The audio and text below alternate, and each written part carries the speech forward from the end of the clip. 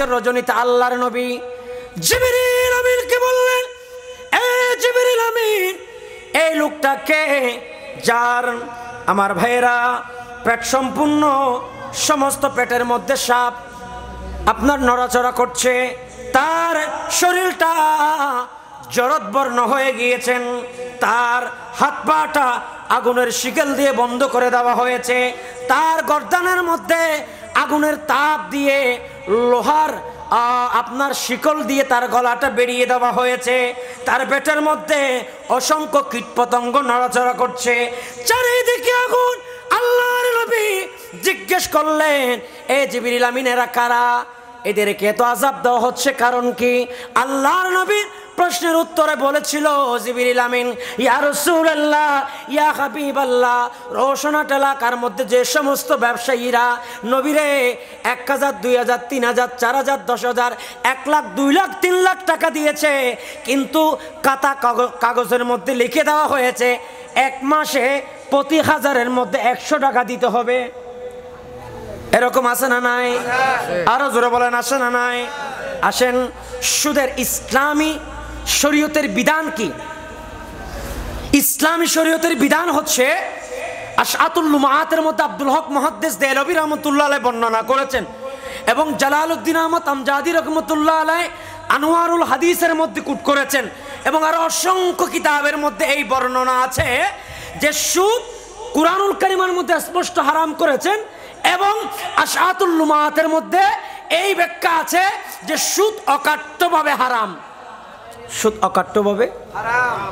এই অকাট্যভাবে হারামটাকে যারা বিশ্বাস করতে চায় না তারা হচ্ছে কাফের। কথা বোঝানোর চেষ্টা করছেন। সুদ হচ্ছে অকাট্যভাবে, মাতো না অকাট্যভাবে হারাম। সুদ খাওয়া যাবে না। সুদ খাইলে তার ইবাদত বন্দেগী হবে না। সুদ খাইলে তার জান্নাত মিলবে না। এই সুদটা হচ্ছে হারাম। কিন্তু এই সুদটাকে যারা হারাম মানতে চায় না তারা হচ্ছে কাফের। আবার এই সুদকে সুদ জানার পরও যারা খেয়েছে কিন্তু অস্বীকার করে নাই, আল্লাহর নবী বলছে তা ফাসিক। তারা ফাসিক মানে যার ইবাদত, যার দোয়া আল্লাহ দরবারে কবুল হবে না। বলেন না, আল্লাহ দরবারে কবুল হবে না। রাসূল করিম সাল্লাল্লাহু আলাইহি ওয়াসাল্লামের একজন প্রিয় ভাজন জিহাদের ময়দানে গেলেন, মুসাফির ছিলেন, উনার 2টা ফজিলত ছিল। এক, উনি রাসূল করিম সাল্লাল্লাহু আলাইহি ওয়াসাল্লামের অত্যন্ত আস্থাভাজন ছিলেন। নাম্বার 2 হচ্ছে উনি মুসাফির ছিলেন, কিন্তু আমার ভাইয়েরা দোয়া করছিলেন, তার দোয়া আল্লাহর দরবারে কবুল হচ্ছে না। আল্লাহর নবী বলেন, ওই মানুষটা সুদ খেয়েছে, যার কারণে 2টা ফজিলত থাকার কারণেও তার দোয়া আল্লাহ কবুল করছে না। এজন্য ফাসিক ব্যক্তির দোয়া আল্লাহর দরবারে কবুল হয় না। মনের অজান্তে আমরা এরকম কোনো কাজ যদি করে থাকি, আজকের পর থেকে আমরা আল্লাহর কাছে তওবা করে নেব। ঠিক না বেঠিক? আরো জোরে বলেন। সুদের কথা বলছিলাম। সুদ কত বেশি মারাত্মক। এই সুদ থেকে বেঁচে থাকার দরকার আছে না নাই? যদি বেঁচে থাকতে চান তাহলে সমাজে করজে হাসানা, কুরআনুল কারীমের মধ্যে তো একেবারে করদান হাসানা বলেছেন আল্লাহ। সুবহানাল্লাহ বলেন না? আল্লাহ বলে, যারা আমাকে কর্জ দেয় তাদের তো জান্নাতের চিন্তা করতে হবে না। কুরআনুল কারীমের মধ্যে আল্লাহ করজে হাসানার কথা বলেছে। এজন্য এই সমাজ থেকে সুদকে দূরীভূত করতে হলে, এই সমাজের মানুষকে সুদতে বাঁচাতে হলে, গরিব মেহনতি মানুষকে সুদতে বাঁচাতে হলে করজে হাসানার প্রচলন করতে হবে। কথা বলেন ঠিক কি না?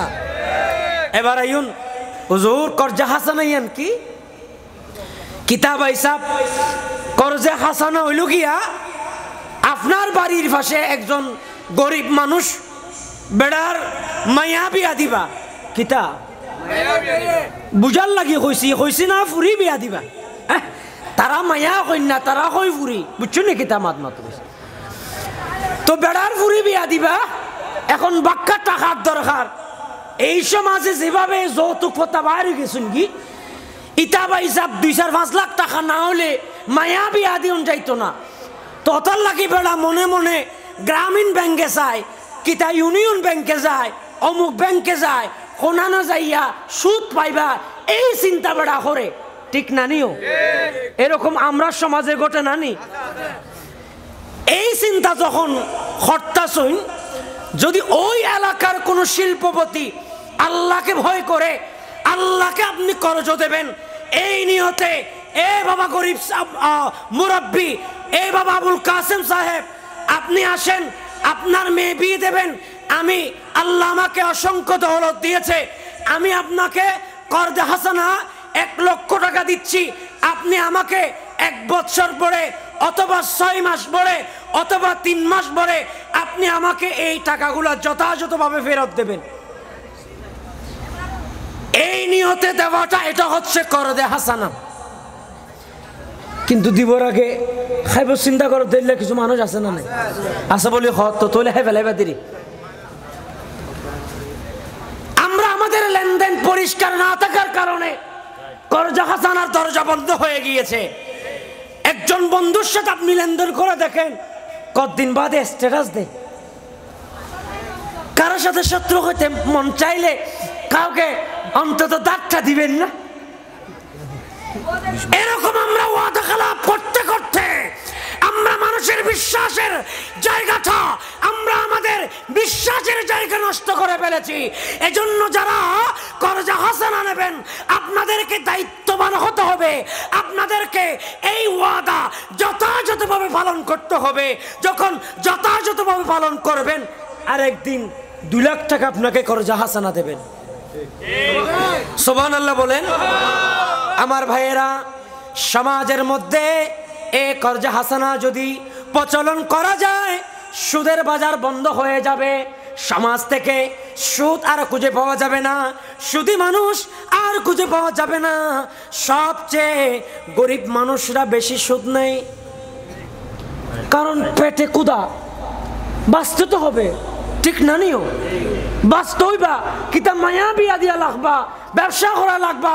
এখন কিতা করতাম, যদি আমার বাঁচতে হয় তাইলে তো সুদ নেওয়া লাগবা, ইটা কিতা মাত ভাই সাহ। তখন বেড়া বাধ্য হইয়া ওই গ্রামীণ ব্যাংকে গেছেন কি? ঠিক না নি? কিন্তু গ্রামীণ ব্যাংকে কিতা করছে, ওই বেড়া যখন গেছে, বেড়ার দুর্বলতার জায়গাটা দইরা বেড়া নিচে 30,000 টাকা, আর বেড়ার থেকে উসুল করছে 50,000 টাকা।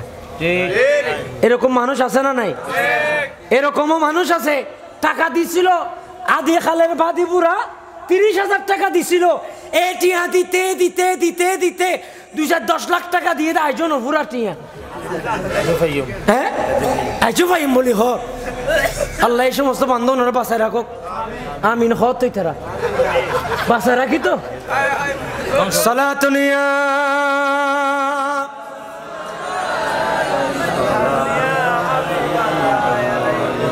नमीदा नमाचे मंजिल बोदिश बोजा एक मन बोदमा बाहर सो रक से बिस्मिल बोदिश बोजा एक मन बोदमा सलातुनिया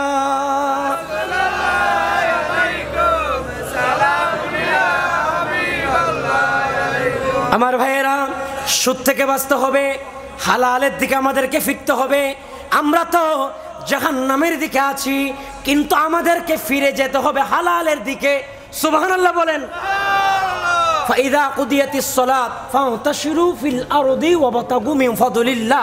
আল্লাহ বলেন, যখন তোমরা নামাজ থেকে ফারেক হবা, জমিনের মধ্যে ছড়িয়ে ছিটিয়ে যাও, বান্দা হালাল রিজিক তালাশ করো।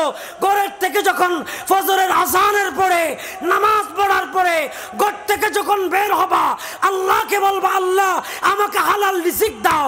যেই আল্লাহর দরবারে হালাল রিজিকের কথা আপনি বলবেন, যেই মাত্র আপনি বলবেন, সেই মাত্র আল্লাহ তাআলা আপনার জন্য হালাল রিজিকের ব্যবস্থা করে দেন। আর একটু জোরে বলেন। কিন্তু আপনার অন্তরে নিয়ত থাকতে হবে, আল্লাহ তুমি আমাকে সুদ খাওয়াইও না, আল্লাহ তুমি আমাকে হালাল খাওয়াও। কারণ হালাল খাওয়া মানুষগুলা যখন আল্লাহর কাছে দোয়া করে, আমার আল্লাহ বেশি খুশি হয়। হালাল খাওয়া মানুষগুলার প্রতিটা কদম বকদমে আল্লাহ সওয়াব লিখে দেয়, ফেরেশতা সওয়াব লেখে। বান্দা যত দোয়া করে আল্লাহ খুশি হয়, কারণ আল্লাহ বান্দার জন্য জান্নাত লিখেছেন, জান্নাত তৈরি করেছেন ওই বান্দার জন্য যারা হালাল খাবে, হালাল চলবে, হালাল পথ অনুসরণ করবে, ওই বান্দার জন্য আল্লাহ জান্নাত রেখেছে। কথা বলেন ঠিক কিনা? जन्नत सिजी हुई मेरे नबी की नूर से, मेरे नबी की नूर से, जन्नत रसूल पाकों की कदमों में धूल है, जब दिल की आयन में मोहम्मद रसूल है, जब दिल की आयन में मोहम्मद रसूल है। सलातुनिया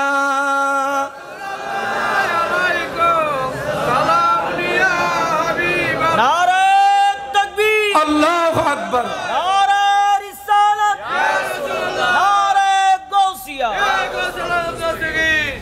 दो आलम की दाता मेरे सामने है कि काबे के काबा मेरे सामने है, इधर भी निगाह है करम या नबी जी, इधर भी निगाह है करम या नबी जी, खुदा की खुदाई झुकी जा रहा है। सलातनिया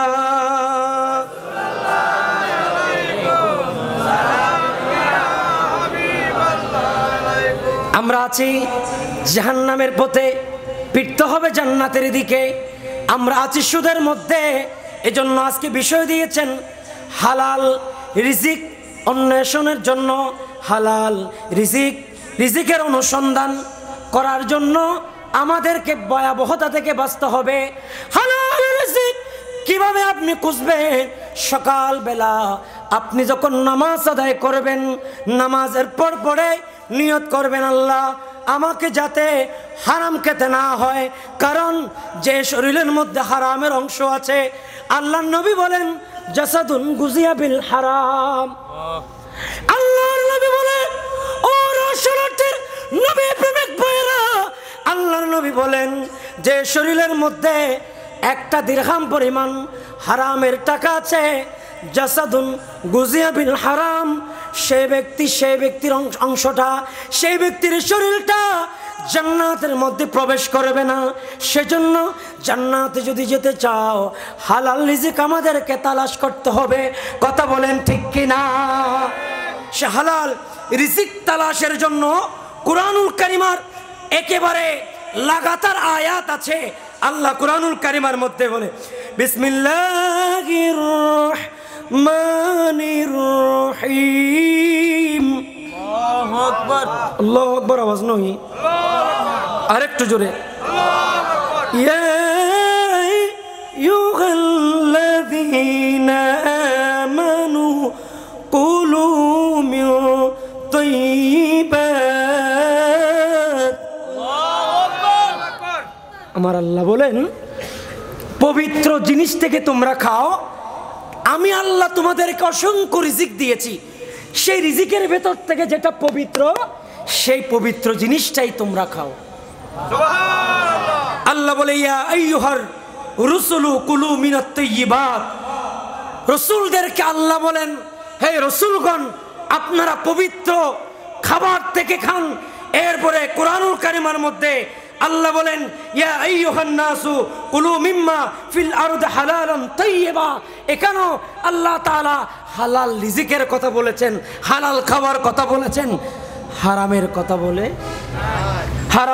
বলে এজন্য আমাদেরকে খেয়াল করতে হবে আমাদের শরীরে আমার ছেলে সন্তান যাতে হারাম ইনকাম না করে, আমি যাতে হারাম ইনকাম না করি, কারণ হারাম ইনকাম খেয়ে যদি কবরে যায় তার জন্য জান্নাত নসিব হবে? বলেন না জান্নাত নসিব হবে? তো এজন্য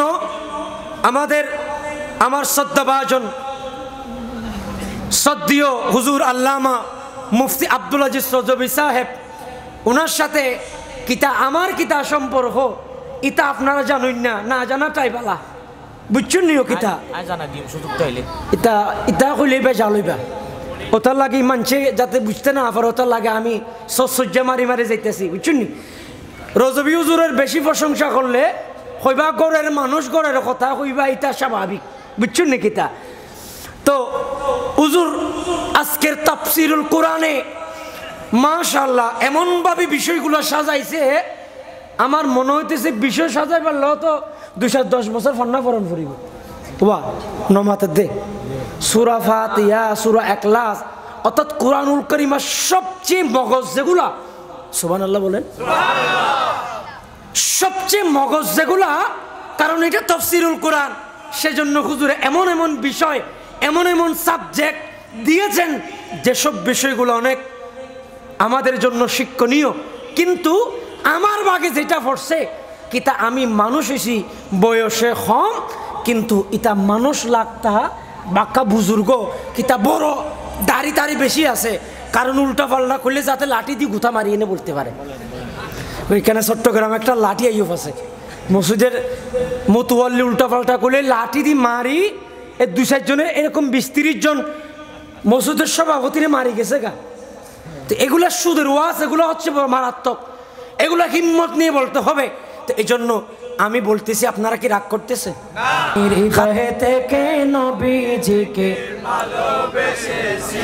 মনের ঘরে আমার মনের ঘরে হৃদয়ের মাঝে আলো জ্বেলেছি আমি, হৃদয়ে থেকে নবীজিকে ভালোবেসেছি আমি, হৃদয়ে থেকে নবীজিকে ভালোবেসেছি। আলহামদুলিল্লাহ বলেন আলহামদুলিল্লাহ।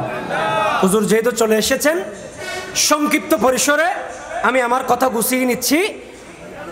হালাল রিজিক আমাদেরকে খেতে হবে, এবং হালাল খাবার জন্য আমাদেরকে কিছু টেকনিক অবলম্বন করতে হবে।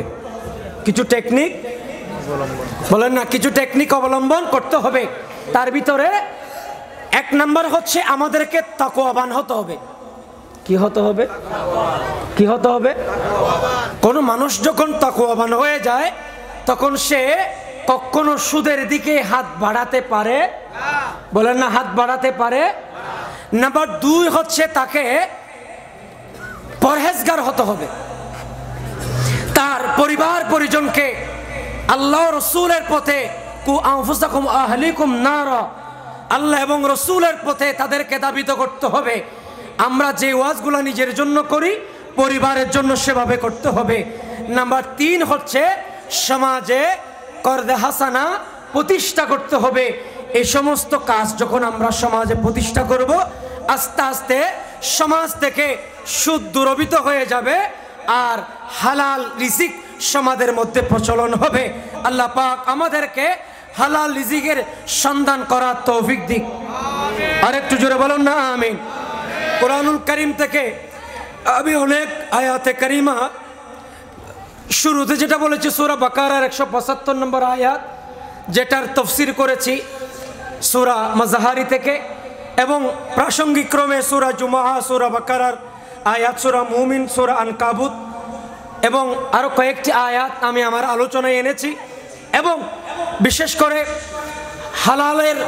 হালাল হারামের পার্থক্যের ব্যাপারে মিশকাত থেকে প্রায় 6টি হাদিস কোট করেছি, যদিও বা এগুলো বলার সুযোগ হয় নাই। রাসূল করিম সাল্লাল্লাহু আলাইহি ওয়াসাল্লাম হাদিসে নববীতে বলেন, তলবু কাসবিল হালাল ফরিদাতুন বাদা ফরিদা। একটু জোরে বলুন না সুবহানাল্লাহ। ফরজের পরে ফরজ হচ্ছে হালাল রিজিক অন্বেষণ করা।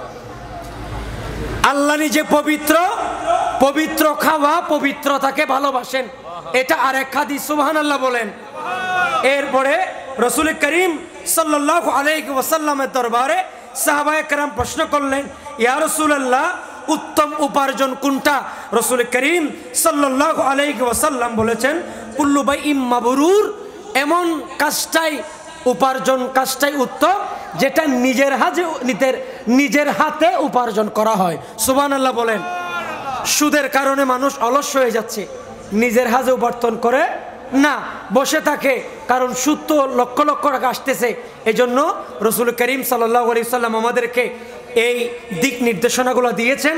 আমি আপনাদের কাছ থেকে দোয়া আছে, আমি আমার অগোছালো বক্তব্য হালাল রিজিকের অনুসন্ধান প্রেক্ষিতে সুদ ঘুষের ভয়াবহতা, আমি সুদ ঘুষের ভয়াবহতা আগে এনেছি, হালাল এবং হারামের এই যে হালাল রিজিকের কথাটা পরে এনেছি।